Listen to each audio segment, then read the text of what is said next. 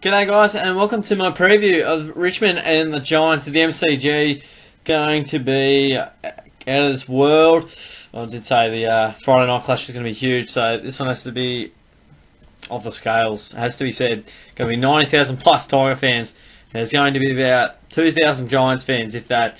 So they're going to be heavily outnumbered and going to have one of the hardest games they'll ever play, along with the Tigers as well. So winner here obviously goes through to the grand final, and either way, whatever happens, there's going to be one side that's never been there before. So going to be very exciting. So I guess a little bit about the game. Giants last week they had a pretty decent win over West Coast. Fair to say they didn't put up too much of a fight. They were absolutely exhausted by the looks of things. So they tried, but the Giants got their run and carry game going, and in the end did it pretty easily. 67-point winners there, and the Tigers a big win over the Cats.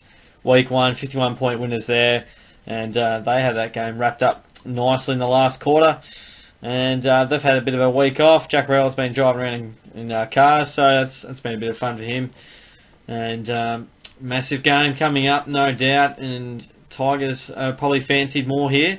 Initially, my tip's probably Tigers around the 3-goal mark, but I certainly think it'll be it's very, very close, and the Giants will certainly be a massive chance in this, especially since I've said in the other preview that no team under the current final system of approximately 2 games haven't, when they've won the first week of the finals in the qualifying final, they haven't gone through to the grand final. I think that'll be different this year, indicative of my tip as well. But a bit of recent form between these sides here. I think Tigers 3 out of the last 5 looking here, so a massive win of the Giants there. And Giants tore the Tigers' hearts out with Tigers' inaccurate kicking.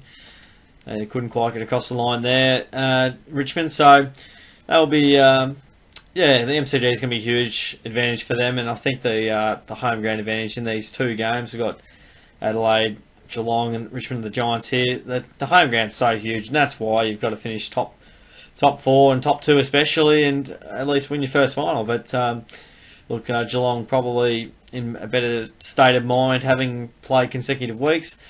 I'll talk more about them in the Adelaide and Geelong preview. It's just going to be huge. Deledio, there we go, he's the man there. He's going to be playing his 250th game for, I'm about to say for Richmond, but his 250th game of his career, probably a couple as a Giant, most of them as a Tiger. And I guess how these sides match up, pretty recent history says that Richmond will probably get the win on the board here, but I reckon they certainly will apply intense pressure. That's what their game's built around, Richmond. They really do apply that heavy frontal pressure, which just forces the opposition to make mistakes, and from there they capitalise on the turnover, and they get the scoreboard ticking with their small forward line. And really, it's not about Riewoldt kicking 6 or 7 for them to win the game. It's about Castagna and Butler and these sort of Caddy as well, these mobile younger guys that really Martin's another one that just drifts forward, that just get the job done. They keep the ball in their forward 50, and they just keep having repeat entries, and they seem to, from looking at week 1 being at the game, they build up a bit of a wall, which good teams do most of the time. They once they've got to in their 50, they build a bit of a zone setup so that the opposition finds it very difficult to get out. Some key players I guess to look out for. Dusty, will he be tagged? I reckon Canelio will certainly have a fair look at him. Canelio can win his own footy, but also be accountable for someone else. That's been pretty well documented as well. And Riewoldt will probably get, I'd say, Davis or Core. I'd probably lean towards Davis, depending on how they go with there. It'll be interesting because the Giants are very tall in their backline. I think they've got Core, Davis, and they've got Haynes, and I feel like they've got another tall like there. Tomlinson's the other guy.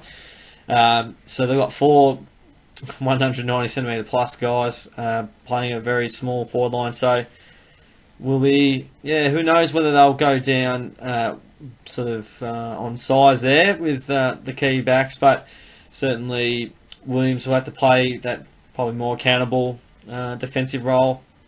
That'll be interesting to see how they go there. Forward line, I guess, for the Giants has looked better without Cameron and Mumford in the side. Not that Mumford's been forward, but those guys will obviously be out for the season. Stevie J is pretty likely to play, and not 100%, being that his knee certainly has had troubles over the years, as I've mentioned in the review with the Giants and the Eagles. But 6 goals there, it'll be massive. He won't get 6 against the Tigers because they'll apply more pressure, and there won't be a second of time and space. And yeah, lots of seconds and lots of time and space against West Coast. Won't happen this week. If he kicks 2 or 3 though, he's done his job, and certainly, hopefully that puts him in good stead there. But I just think with Richmond, the way they play their game, I think they've been consistent for longer over the course of the season. And ironically, when the Giants have gone quite small and mobile, they've had probably 2 of their best wins being against Melbourne and also against the Eagles. They going small. They just look more energetic. They look more dangerous when they go forward. It's so open when it's simply just Patton up there. So yeah, you would probably persist with that, and that leaves an interesting little predicament there with Jeremy Cameron, Lobb, and Cameron Patton, Lobb, and Mumford as a future together. Will be interesting. I think Mumford's 31, so he may not have too much footy left in him, but yeah, you would think they would develop Lobb a bit more and maybe have just Cameron and Patton, or maybe even just one, because Richmond seem to reckon that's the system that works. But I'm so intrigued to see how this game goes. I mean, yeah, I'm not really sure who I want to win. Maybe the Giants, just out of spite. But I think, Richmond will they've had the answers for most of the year, and I think they'll have more answers in the Arvo of Saturday. But it'll be, no one knows how it'll go because we're not too sure and what to expect with these buys, which probably play more of a part than the actual teams themselves. I mean, the players say every week they want continuity, they want to keep playing. They like a rest every now and again, but sort of 2 out of 3 weeks is quite a lot. And I think they will struggle slightly, and a bit with the Crows too. They may come out a bit flat in holiday mode. Maybe I'm being optimistic there for the teams here to win. Being a Geelong man, I want the Giants to win.